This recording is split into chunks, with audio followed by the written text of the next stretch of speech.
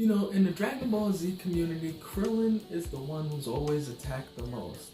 Everyone's always talking about how much Krillin got owned, that Krillin is useless, but I think that a lot of the attacks on Krillin are actually unwarranted. Here's why. Now, as we know, Krillin is Goku's best friend and has been since Dragon Ball. That's when their relationship started. Krillin has always been that character that basically does not care. Krillin is basically a human among gods. Because once Dragon Ball Z comes around, Krillin got surpassed by everyone. Because believe it or not, Krillin and Goku used to be even.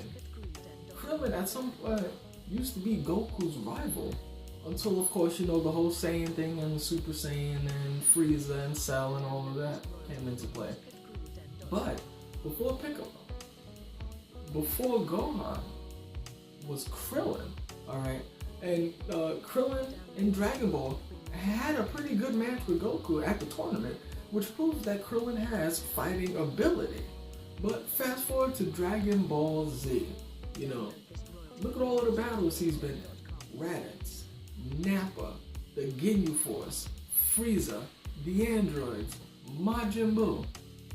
I mean, come on now, people. Give Krillin some credit here. Krillin might not be the strongest of strong, but like I said earlier, he is a human among gods, and yet Krillin knows that he's not gonna be victorious, but he gives it the old college try.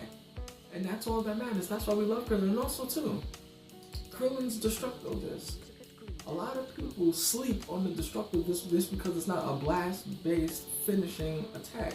But the Destructo Disc is the only move in the show that regardless of how strong a user is, it can still do effective damage. And that's true when it came to Frieza and when it came to Nappa. Because as we see, Krillin using the Destructo Disc against Nappa, Nappa was just saying there like, he's not going to do anything to me, it's not going to touch me. Vegeta told him to back up, he would have gotten sliced. Then with Frieza, Krillin was the only character to do significant damage to Frieza at that moment when he was in his second form when Frieza was attacking. His Destructo Disc was the only move to do a significant amount of damage to Frieza. And keep in mind, Vegeta was stronger than both Gohan and Krillin at the time.